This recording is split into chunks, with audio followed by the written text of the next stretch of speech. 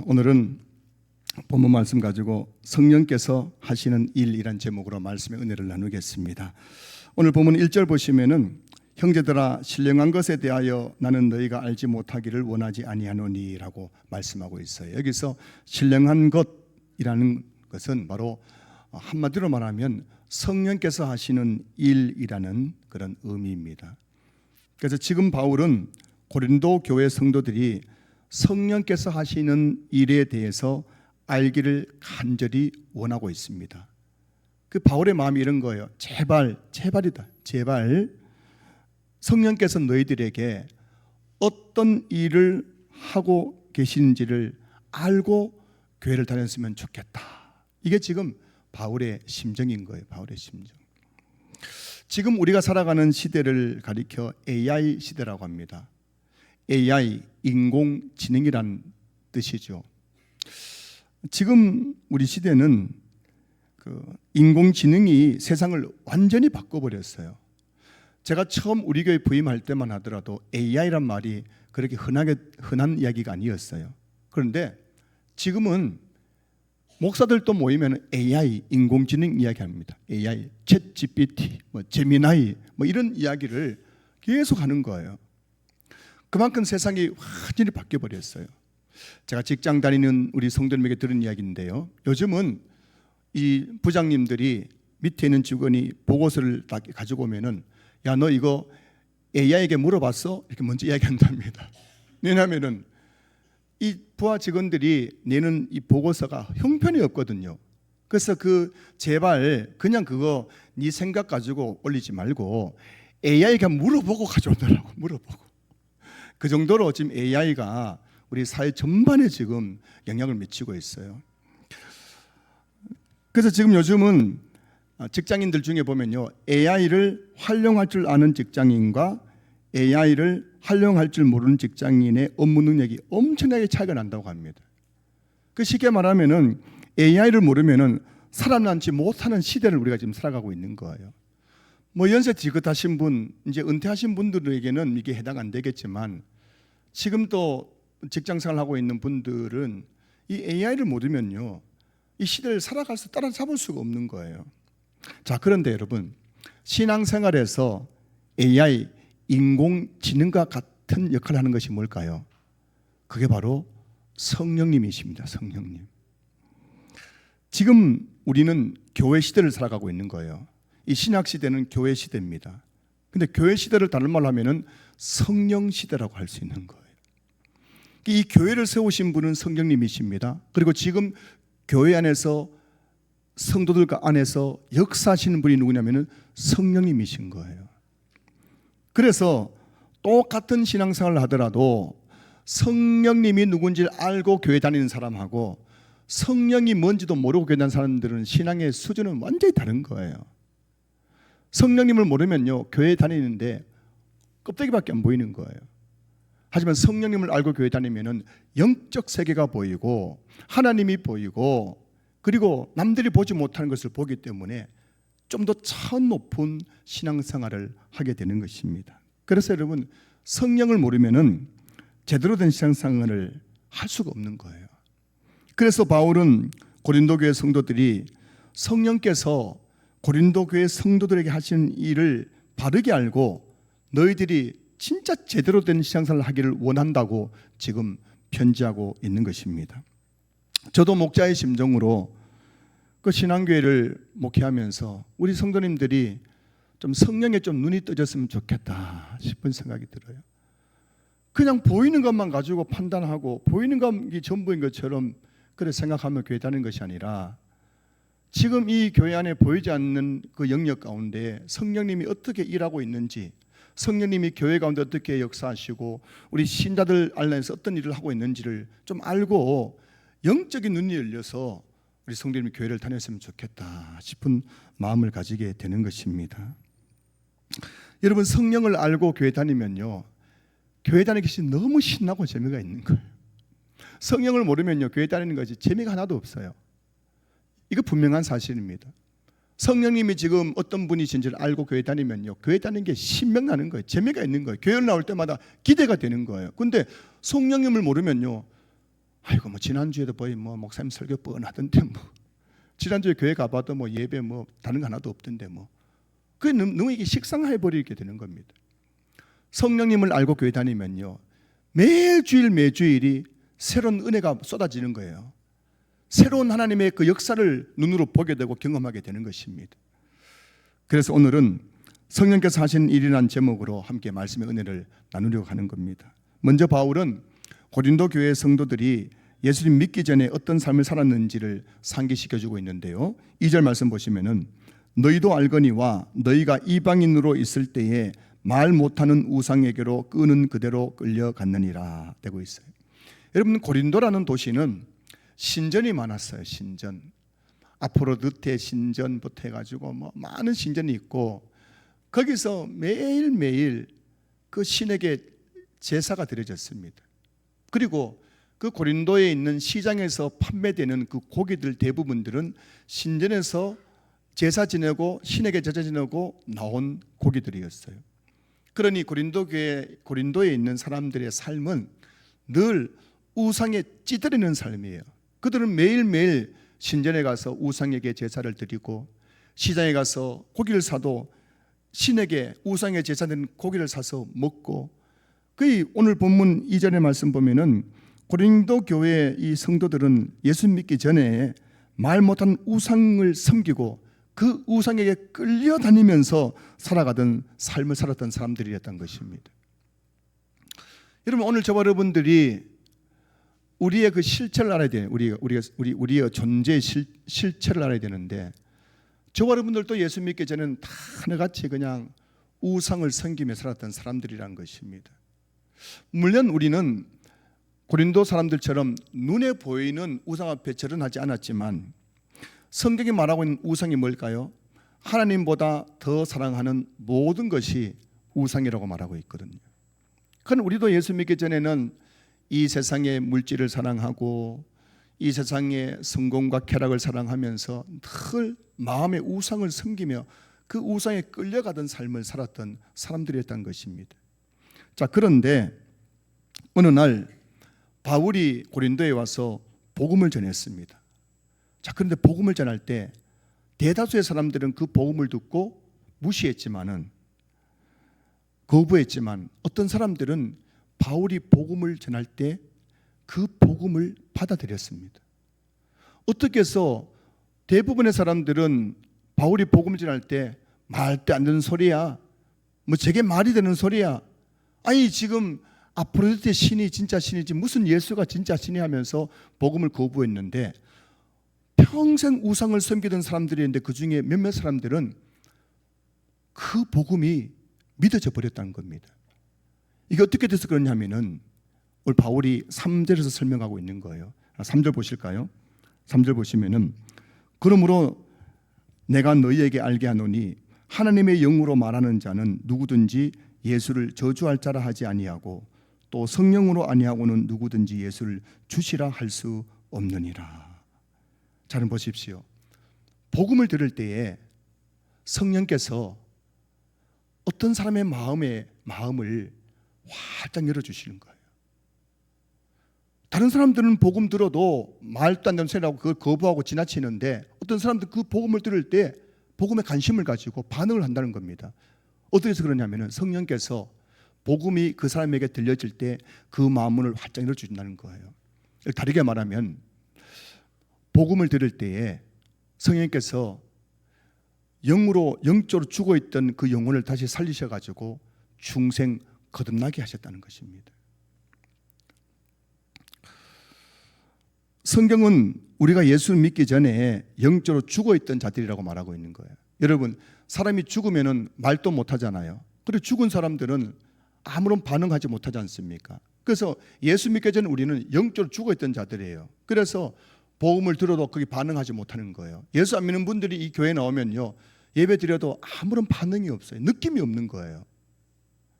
그렇게 영적으로 그래서 죽어 있었기 때문에 예수 믿기 전에는 우리 스스로는 하나님 앞에 나갈 수가 없는 겁니다. 그런데 성령께서 영적으로 죽어있던 우리 영혼을 다시 살리셔서 중생 곧 거듭나게 하시는 순간 우리 마음이 활짝 열려서 복음을 받아들이게 만든다는 것입니다. 성령께서 우리 죽었던 영혼을 거듭나게 하시면 제일 먼저 나타나는 반응이 내가 죄인이라는 사실이 깨달아지게 되는 거예요. 예수 믿기 전에는 죄를 지어도 그 죄인 줄 몰라요. 나쁜 짓을 하고 또 방탕한 삶을 살아도 이게 잘못인 줄 모르는 겁니다. 그런데 성령께서 우리를 거듭나게 하시면은 내가 내 자신의 죄가 보이는 겁니다. 내가 죄인이라는 사실이 깨달아지는 거예요. 그래서 성령이 하신 첫 번째 사역은 우리의 죄들을 회개하는 일을 하는 겁니다. 지금까지는 평생 그냥 내 마음대로 살았었는데 어느 날 성령께서 내 마음을 감동감화시키셔서 내 마음을 활짝 열고 중생 거듭나게 하시면은 야, 내가 이렇게 죄를 짓고 살았구나. 내가 이렇게 나쁜 짓을 하고 살았구나. 이게 깨달아지는 거예요. 그래서 그 죄 때문에 주님 앞에 엎드려서 펑펑 울면서 자신의 죄를 회개하는 겁니다. 그래서 성령이 거듭나게 할 때 처음 나타나는 게 뭐냐면 회개. 나는 죄인입니다. 내 죄를 용서해 주십시오. 회개가 나오는 겁니다. 성령님은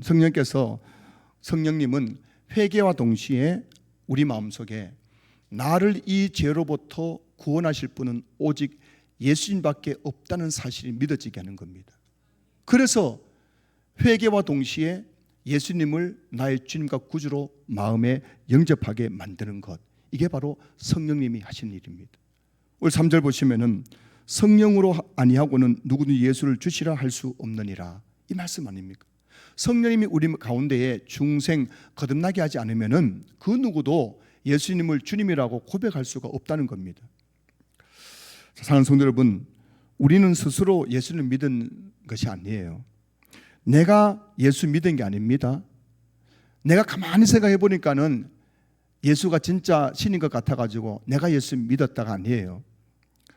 성령께서 우리를 거듭나게 하시고 우리에게 믿음을 주심으로 말미암아 우리가 예수님을 주님이라고 고백하게 된 것입니다. 자, 그런데요, 저와 여러분이 예수를 믿는 순간 하나님께서 우리에게 성령님을 보내주셔서 성령님께서 우리 안에 들어오십니다. 자, 다시 한번 보십시오, 여러분. 이게 굉장히 중요한 거예요. 이걸 알아야 돼. 이걸 알아야 신앙이 한 단계 더 올라갈 수 있는 거예요. 이거 모르면 그냥 늘 껍데기만 가지고 교회 다닐 수밖에 없는 거예요. 우리가 예수님을 믿는 순간에 내 죄를 회개하고 예수님이 나의 주님이십니다, 그렇게 예수를 믿고 영접하는 그 순간에 하나님께서 우리 안에 성령님을 보내주신다는 겁니다. 그래서 에베소서 1장 13절 보시면은 그 안에서 너희도 진리의 말씀 곧 너희의 구원의 복음을 듣고 그 안에서 또한 믿어 약속의 성령으로 인치심을 받았으니 라고 되어 있어요. 보세요. 너희의 구원의 복음을 듣고 그 안에서 또한 믿어, 그 다음에 뭐라고요? 약속의 성령으로 인치심을 받았다 되어 있잖아요. 복음을 듣고 예수님을 믿고 나면 그때 뭐라고요? 약속의 성령이 우리한테 들어오신다는 겁니다. 자, 그런데 여기서 약속의 성령으로 인치심인데, 인치심이란 도장을 찍는 거예요. 여러분, 계약서에 도장을 찍어야 그 계약서가 유효하지 않습니까? 전세 계약서, 매매 계약서에 도장을 딱 인감 도장을 찍어야 그게 진짜 내 것이 되는 것입니다. 그래서 하나님께서 성령을 우리 안에 보내심으로 도장을 찍었다는 겁니다. 어떤 도장입니까? 이 사람은 내 자녀다, 이 사람은 구원받은 내 백성이다는 도장을 딱 찍었다는 겁니다. 자, 여러분, 성령이 우리 안에 들어오셨다는 것은 우리가 하나님의 자녀가 되었다는 증거이고 우리가 구원받았다는 증거라는 것입니다. 성령으로 도장을 탁 찍어가지고 우리가 너는 이제 하나님의 자녀다, 너는 구원받았다고 하나님께서 우리를 보증해 주신 것입니다. 예수님을 믿는 순간 성령님이 우리 안에 들어오셔서 이제 우리 몸을 성령의 전으로 삼으신 거예요. 여러분, 성령님이 우리 안에 들어오셔서 이제 우리 몸을, 이제는 이 몸은 네 것이 아니라 내 것이다 하면서 성령의 전을 삼으셨다는 겁니다. 고린도전서 6장 19절 말씀 보시면은 너희 몸은 너희가 하나님께로부터 받은 바 너희 가운데 계신 성령의 전인 줄 알지 못하느냐, 너희는 너희 자신의 것이 아니라. 보세요. 성령님 은혜 들어오시고 나서부터 우리 몸은 이제 내 것이 아니고 누구 것이 된 거예요? 성령의 전이 된 겁니다. 여러분 기억하셔야 됩니다. 예수님 믿는 그 순간부터는 우리가 내 몸이 누구 것인지 알아야 되는 거예요. 성령의 전인 것입니다. 내 것이 아닌 거예요. 교회를 다니면서 여전히 내 몸 때문에 내 몸, 내 시간, 오늘 바빠서 교회 못 갑니다. 오늘 뭐 때문에 교회 못 갑니다. 나는 뭐 때문에 못 합니다. 그렇게 주장할 수가 없다는 것입니다. 예수님 믿는 순간부터 그때부터 주님이 원하시면 내 시간을 드리겠습니다. 주님 원하시면 내 몸을 드리겠습니다. 이것이 바로 바른 신앙이라는 것입니다. 왜냐하면 내 몸은 이제는 내 것이 아니라 누구 것이 됐다고요? 성령의 전이 되었기 때문입니다. 사랑하는 성도 여러분, 저와 여러분 안에 성령님이 계십니다. 이제 저와 여러분들의 몸은 내 것이 아니고 누구 것이 된 거예요? 성령의 전이 된 것입니다. 이것을 여러분들이 분명히 알고 여러분의 몸을 성령이 기뻐하시는 데 사용하시기를 주의 이름으로 축복합니다. 자, 그런데요, 저는 이런 생각을 한번 해봤어요. 이런 생각. 자, 지금 제 안에 누가 계신다고요? 성령님이 언제 제 안에 들어오셨다고요? 언제요? 어제? 예수님 믿는 그 순간에, 할렐루야, 여러분이 예수님을 진짜 인격적으로 믿는 순간에 성령님이 내 안에 들어오셨습니다. 그래서 저는 이런 생각 해봤어요. 도대체 성령님은 내 안에서 뭘 할까? 심심하지 않을까? 책을 읽으실까? 잠을 잘까? 도대체 내 안에서 뭘 하고 계실까? 여러분 궁금하지 않으세요? 표정 보니까 하나도 궁금하지 않으네요. 자, 성령님, 우리가 예수님 믿는 그 순간 성령님이 우리 안에 들어오셔서 우리를 성령의 전으로 삼으셨는데, 그러면 성령님이 내 안에서 뭘 하고 계실까요? 성경을 보면 이렇게 말씀하고 있어요. 우리 예수님 믿을 때 성령께서 우리 안에 들어오셔서 우리 안에 내주하시면서 하는 일이 뭐냐면 우리를 거룩하게 하시는 성화의 사역을 하신다는 것입니다. 성령님이 우리 안에서 뭘 하냐면, 우리가 예수 처음 믿을 때는 영적인 어린아이 같이 아직 믿음이 어리잖아요. 그런데 그 안에 우리 안에서 역사하시면서 우리가 예수님 잘 믿게 가지고 장성한 믿음의 사람이 되도록 그 성화의 사역을 하신다는 겁니다.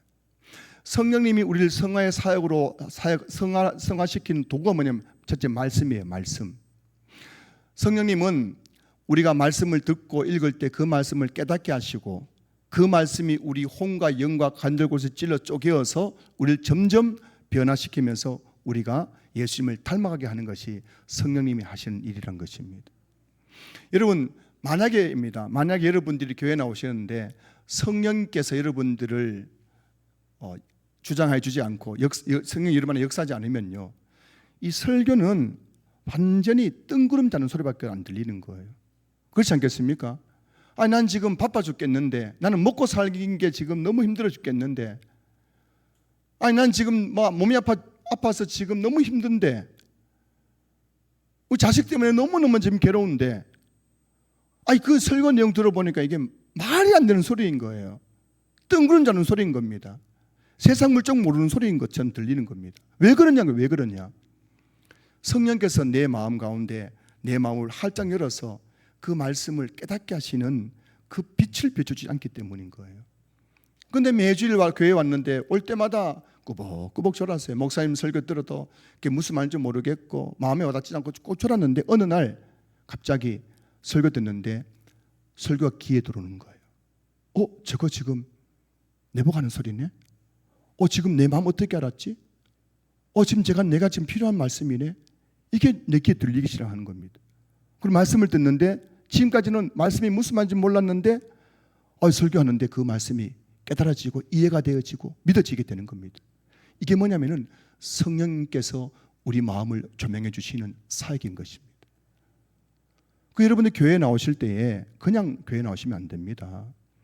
늘 교회 나오기 전에 성령님께 기도해야 돼요. 성령님, 오늘 또 가서 예배 드릴 때 내 마음을 활짝 열어 주십시오. 설교 들을 때, 말씀을 들을 때 그 말씀이 깨달아지게 하시고 내게 들리게 하시고 믿어지게 해주십시오. 그렇게 기도하고 앉아보십시오. 성령께서 놀라운 일을 행하셔가 여러분 설교 때마다 감동과 은혜가 넘치는 말씀을 듣게 될 것입니다. 그 성령님은 또 말씀으로 우리를 성화시킬 뿐만 아니라 성령님은 우리 마음속에 죄를 깨닫게 해주시는 거예요. 죄를 멀리하게 해주시는 거예요. 여러분, 사과 중에 제일 맛있는 사과가 무슨 사과인지 아십니까? 사과 중에 제일 맛있는 사과가 뭔지 모르죠? 훔쳐먹는 사과가 제일 맛있어요. 그 제가 경험해 봤는데 돈 주고 사 먹는 사과는 터벅터벅하다, 이거는 뭐 아주 푸싸가다, 맛이 없는데 훔쳐 먹으면 그렇게 맛있는 거예요. 그 옛날에는 그냥 가서 그냥 훔쳐 먹어도 그게 죄인 줄 몰랐는데 성령께서 훔쳐 먹는 것이 죄라는 것을 막 깨닫게 해줘 양심의 가책을 느끼게 하시고 마음이 괴롭게 하시고 하면서 점점 죄로부터 멀어지게 만든다는 거예요. 그리고 성령님은 또 우리 안에서 하나님을 더 사랑하게 만드는 거예요. 옛날에는 돈이 너무너무 좋았고 쾌락이 좋았고 성공이 좋았는데 가면 갈수록 내 마음속에 아니야 하나님이 더 좋아, 돈보다 하나님이 더 좋아, 성공보다 하나님이 더 좋아, 내 육체의 쾌락보다 하나님이 더 좋아하면서 하나님을 더 사랑하는 마음을 부어주시는 겁니다. 그러면서 성령께서 또 날마다 예수님을 닮아가도록 하시는 거예요. 우리의 성품과 생각과 삶을 변화시키셔서 점점 예수님을 닮아가게 하는 이 성화의 사역을 오늘도 우리 안에서 하시는 줄로 믿으시길 주님을 축복합니다. 그 성령님께서 심심하겠어요? 바쁘시겠어요? 그렇게 못난 저와 여러분들 어떻게 하든지 예수의 사람 만들겠다고 그래서 역사하시는 거예요. 바쁜 거예요. 말씀을 통해 가지고 죄 지을 때마다 우리를 책망하시고 하나님을 더 사랑하게 만드시고 우리의 생각과 성품과 말을 변화시키고 그렇게 해서 우리를 변화시키는 것이 성령의 사역인 줄로 믿습니다. 그래서 우리 자신의 노력으로 믿음이 좋아지는 것이 아니에요, 여러분. 어떤 분들은 내가 열심히 하면 믿음이 좋아질 거라고 생각하겠지만 그런 게 아니란 말씀입니다. 믿음은 내 열심으로 좋아지는 것이 아니라 성령의 역사하심으로 우리 믿음이 좋아지는 것입니다. 우리가 성령께 온전히 내 자신을 맡길 때에 성령이 나를 변화시키는 것이에요. 여러분, 신앙생활을 내 힘으로 하면은 교회 다니는 것이 진짜 힘이 듭니다. 여러분 생각해 보세요. 막 내 열심으로 교회 다녀 보세요. 얼마 못 가가지고 힘이 지쳐가지고 푹 쓰러져 버리는 거예요. 목회자들도 보면요, 목사님들도 보면은 70이 목회자의 정년이거든요. 70까지 열정적으로 목회하고 아름답게 목회를 마치는 분이 계신가 하면은 중간에 그냥 영적 침체가 오고 중간에 그냥 이게 팍 꼬꾸라져 가지고 목회를 그만두는 분들이 너무나 많더라는 겁니다.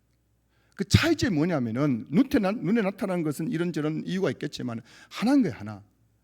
목회를 내 힘으로 하느냐 성령의 힘으로 하느냐의 차이인 겁니다.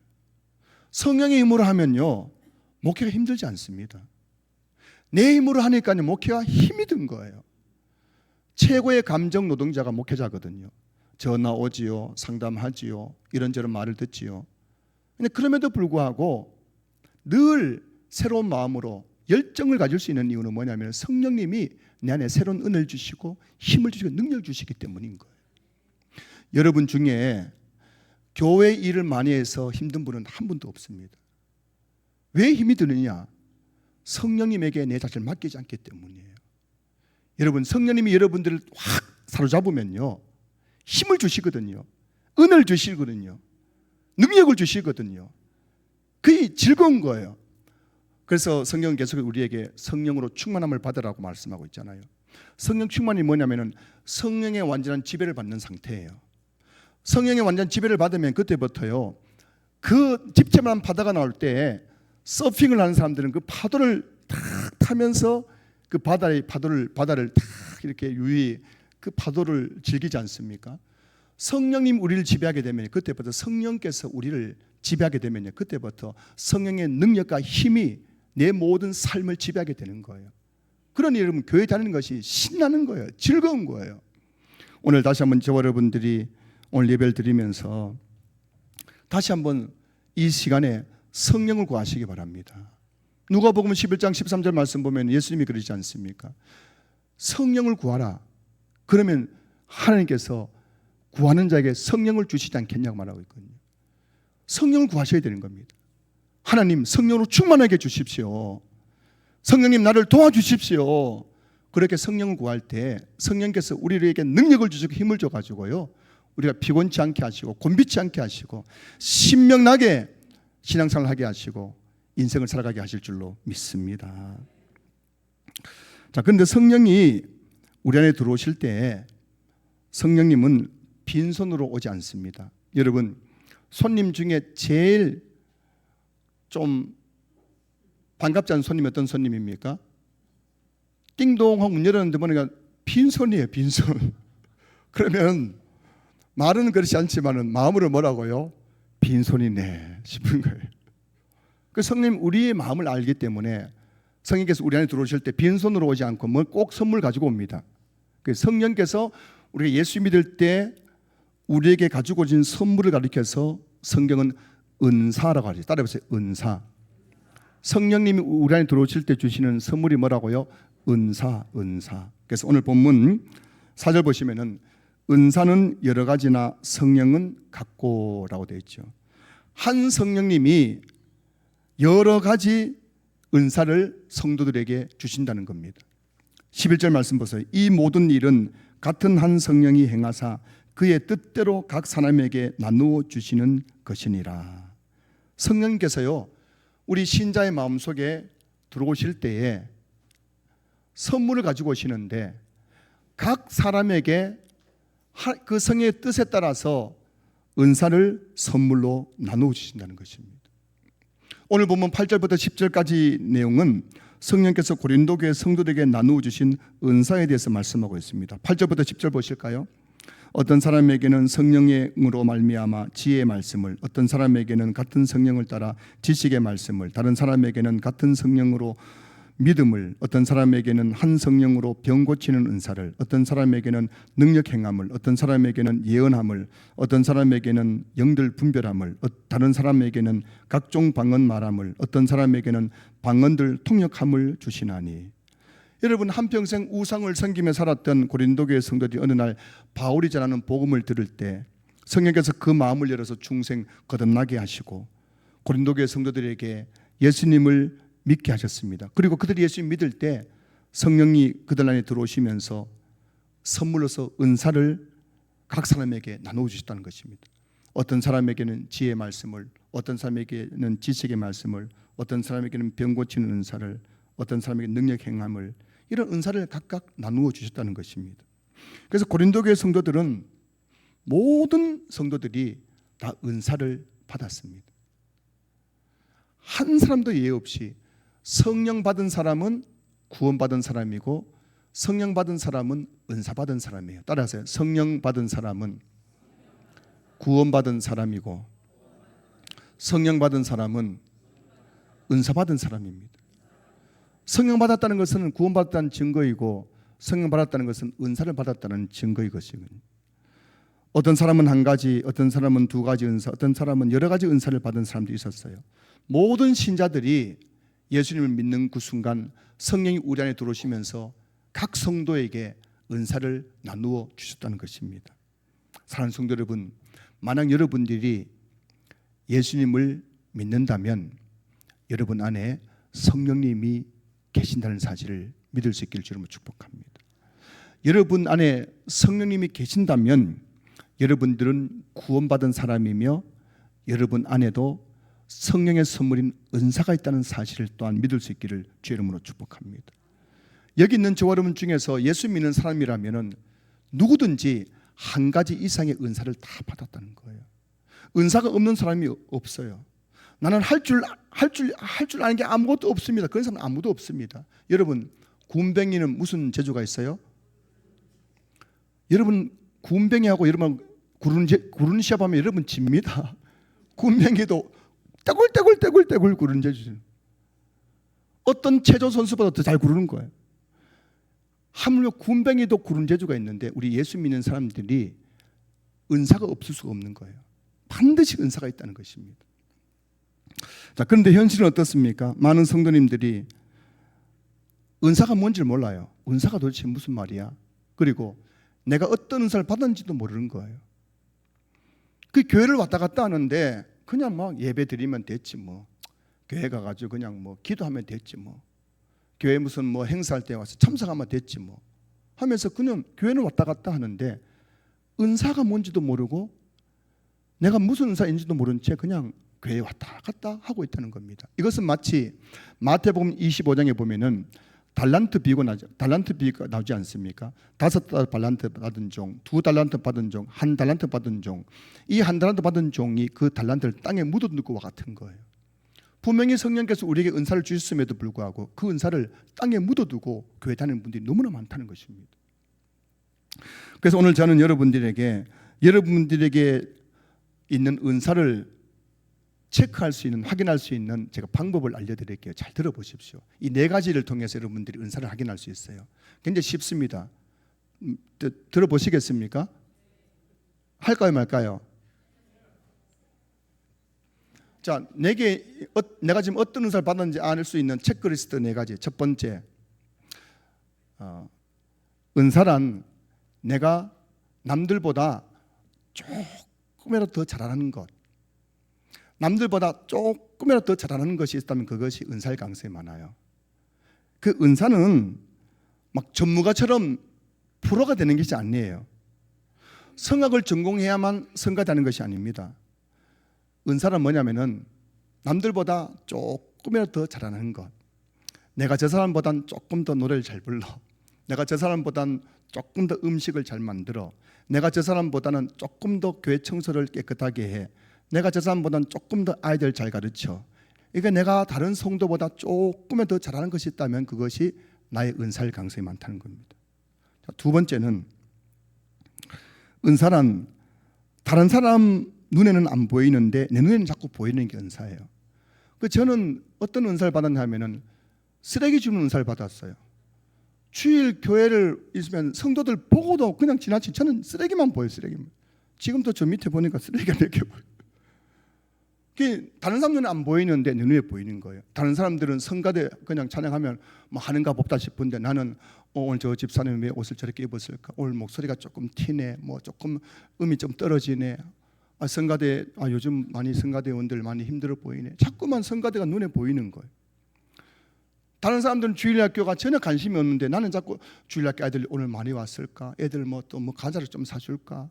선생님들 많이 힘들겠네. 우리 교육자들 많이 힘들겠네. 자꾸만 그게 보이는 거예요. 보이는 거. 이렇게 다른 사람 눈에 안 보이는 내 눈에 자꾸 보이는 것. 이것이 바로 은사일 가능성이 많다는 겁니다. 세 번째는 은사란 그것을 할 때 기쁨과 보람이 있는 것이에요. 물론 교회 사에 가는 자체가 다 힘들 수 있겠지만 내가 그걸 하면 할수록 기쁜 거예요. 어떤 분들은 주일학교 교사하면서 너무너무 힘들어하는데 나는 주일학교 아이들만 만나가지고 이야기 나누고 애들 가르치는 것이 너무너무 즐겁고 재미가 있어요. 이런 것이 은사일 가능성이 많다는 겁니다. 마지막 네 번째 뭐냐면은 은사란 나만 즐거운 것이 아니라 나를 통해 다른 사람도 즐거워해야 그게 은사인 거예요. 보세요. 나는 좋아가지고 막 앞에 나가 찬양 부르는데 성도님들이 뭐라고 귀를 막고 있으면 그 은사가 아닐 가능성이 많거든요. 나는 좋아가지고 애들 막 가르치는데 애들은 나만 보면 도망 다닌다.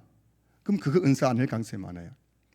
내가 이게 은사라면은 나도 즐거울 뿐만 아니라 나를 통해서 상대방도 즐겁고 상대방도 은혜를 받는 것. 이게 은사일 가능성이 많다는 겁니다. 네 가지 말씀드렸죠. 기억하시기 다시 해볼까요? 첫 번째 뭐라 했습니까? 첫 번째, 남들보다 뭐라고요? 조금만 더 잘하는 거 있으면 그게 은사일 가능성이. 두 번째, 다른 사람 눈에는 안 보이는데 내 눈에는 보이는 거. 이게 은사일 가능성이 많아요. 세 번째 뭐라고요? 그걸 하면 뭐라고요?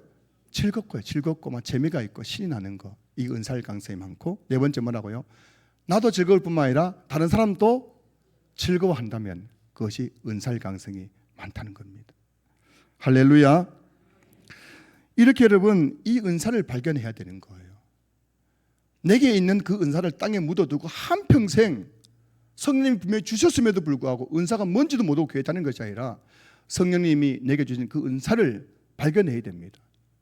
자, 그러면 여러분 성령께서 왜 우리에게 은사를 주셨을까요? 성령님이 우리에게 은사를 주신 이유가 무엇일까요? 오늘 본문 7절 보실까요? 각 사람에게 성령을 나타내심은 유익하게 하려 하심이라. 여기서 이 유익이란 것은 교회의 유익을 의미하는 겁니다.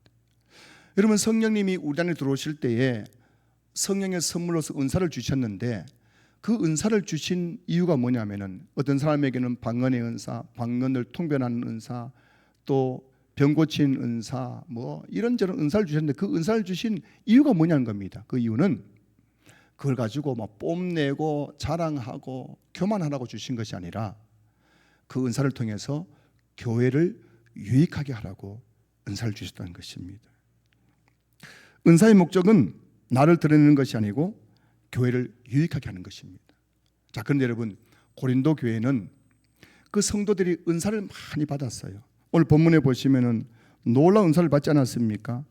어떤 사람은 보니까는 영들 분별하는, 예언하는 은사, 또 병 고치는 은사, 능력 행하는 은사, 놀라운 은사를 받았는데 고린도 교회 성도들은 그 은사를 가지고 서로 비교하고 자랑하고 교만하고 또 서로를 우열을 막 따지면서 교회를 분열시키고 은사 때문에 교회가 시끄러워졌다는 것입니다. 그 지금 은사를 가지고 서로 섬김으로써 교회를 유익하게 하라고 은사를 주셨는데 도리어 그 은사 가지고 내 은사가 더 크다, 네 은사가 더 크다 하면서 서로 싸우고 비교하고 서로 막 교만하고 그 교회가 시끄러워지고 있더라는 겁니다.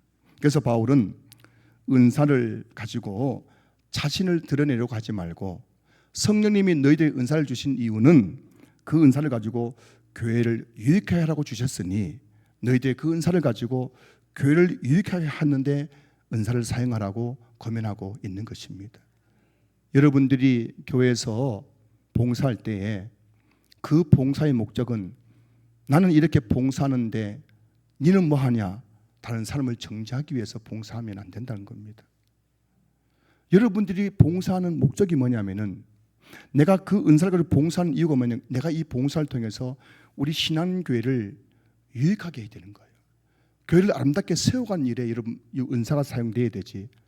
봉사하면 할수록 다른 사람을 정죄하고 판단하면은 차라리 안 하는 게 낫다는 겁니다. 그렇게 되면 교회가 문제가 생기는 거예요. 오늘날에도 은사 때문에 시끄러운 교회가 많습니다. 성도들이요, 교회를 시끄럽게 하는 분이 누구라고요? 앞장서 일하는 사람들이 교회를 시끄럽게 하는 거군요. 나는 이렇게 하는데 니는 뭐 하냐고. 나는 이렇게 하는데 왜 안 알아주냐고. 그래서 교회가 시끌시끌한 거예요. 여러분 기억하셔야 됩니다. 은사를 가지고 봉사하는 것인데 봉사의 목적은 뭐 하는 거라고요? 교회를 유익게 하는 거예요. 나를 드러내는 것이 아니에요. 그 사람 보면 아는 건요. 우리 교회도 보면요.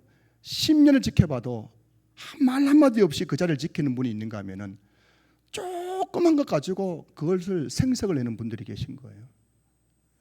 그건 안 된다는 겁니다, 여러분. 여러분들이 남다른 은사를 받았다면은 그 은사를 가지고 끝까지 교회를 유익하게 하는 일에 그 은사를 사용하시기를 주의 이름으로 축복합니다. 오늘 본문 8절 보시면은 어떤 사람에게는 성령으로 말미암아 지혜의 말씀을, 어떤 사람에게는 같은 성령을 따라 지식의 말씀을 이라고 되어 있잖아요. 여기서 지혜의 말씀, 지식의 말씀이 어떤 은사인지 아십니까? 그게 바로 설교의 은사예요. 설교의 은사. 저는 무슨 은사 받았다고요? 설교 은사. 저를 무시하면 안 됩니다. 목사님 보니까 뭐 제대로 할 줄 아는 게 없는데 저는 무슨 은사 받았다고요? 지혜의 말씀과 지식의 말씀, 설교 은사를 받은 사람인가. 설교 은사. 여러분 다 받았어요. 다 받았어요. 사랑하는 성도 여러분, 성령께서 여러분에게 주신 은사를 통해 교회를 유익하게 하는 성도들이 되시길 주님으로 축복합니다. 여러분의 은사를 통해서 교회를 더욱 아름답게 세워가시는 축복의 통로가 될 수 있기를 주님으로 축복합니다. 이제 말씀 정리합니다. 이제 설교 다 끝났어요. 말씀 정리합니다. 자, 오늘 본문 한번 내용을 정리할게요. 잘 들어보세요. 이 고린도 교회 성도들이 예수 믿기 전에는 우상에 끌려다니는 삶을 살았어요. 그런데 어느 날 바울이 복음을 전할 때에 성령께서 그들의 마음을 활짝 열어가지고 영적으로 죽어있던 그들을 다시 영적으로 살리시고 중생 거듭나게 하셨습니다. 거듭나게 하셔서 보니까 그들이 제일 먼저 한 게 뭐냐면은 예수님을 주라고 고백한 것입니다. 예수님을 믿고 나자 그들 안에 누가 들어오셨어요? 성령께서 그들 안에 들어오시면서 선물로서 은사를 주셨다는 것입니다. 그 은사를 가지고 뭐 하라고요? 교회를 유익하게 하라고 오늘 본문이 우리에게 말씀해 주고 계신 거예요. 이것이 바로 성령이 하시는 일인 것입니다. 여러분, 성령님은 지금도 여러분 안에서 이런 일을 행하셨습니다. 여러분들을 중생하게 하시고 거듭나게 하셔서 예수 믿게 하셨고, 여러분들 안에 성령님께서 내주하시면서 여러분을 성화시키고 계시고, 여러분이 은사를 주셔서 여러분이 있는 그 은사를 가지고 우리 신앙교회를 아름답게 세우라고 여러분들에게 은사를 주신 줄로 믿습니다. 이곳에 우리 모든 성도님들이 성령께 주신 그 은사를 발견하고 그 은사를 통해서 교회를 유익하게 하고 교회를 아름답게 세워가는 축복의 통로가 될 수 있기를 주님의 이름으로 축원합니다. 축원합니다.